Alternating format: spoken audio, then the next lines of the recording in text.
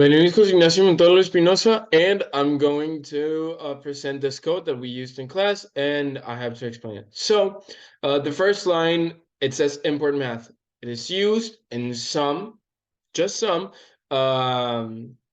formulas when using sine, cosine, and exponential. So, in the third line, we use the tolerance. Well, as we can see, it's the tolerance of the error that we can get. So next line is x equals to 1.5, which is our first x, and xp, which in this case, it means previous x. So we can just loop it for the rest of like the function. I equals 0 because we have to start from 0. So then the function for I in range is basically a loop. And in that loop, we can see that first off, I defined xp again, just so that we can loop it off again and again and again. Then x, which is the function, which is x to the squared plus 2 to the 1 to the third power. Then it's I equals I plus 1. This is so that we can still loop it off, because I'm using 4 and 4 is using I. This means that for as long as I is between 0 and 20, it's going to loop it off, and again and again and again.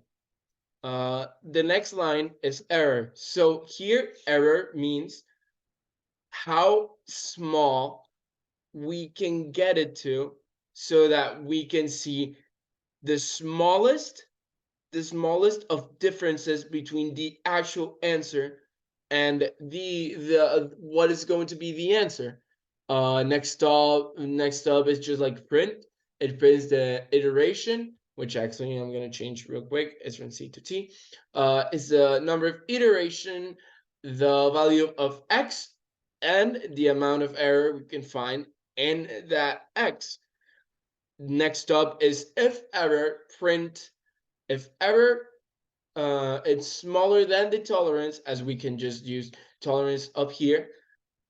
It prints the value of the final root is x. I missed the off, but it's right there. Uh,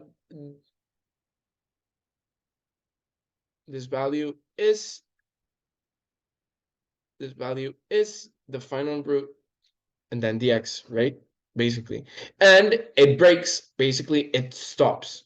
It just stops. So when we're running it, we get iteration 0, which is the iteration right upon when you start.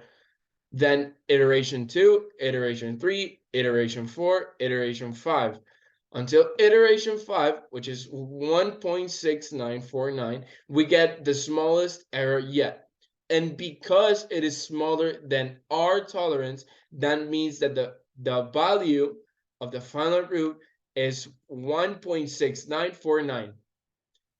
Iteration 1 is iteration 0, because basically this code sums 1 right before I resolve the whole operation. So yeah, that's basically it. And they gave us 1.6949 as the answer for our problem. Thank you.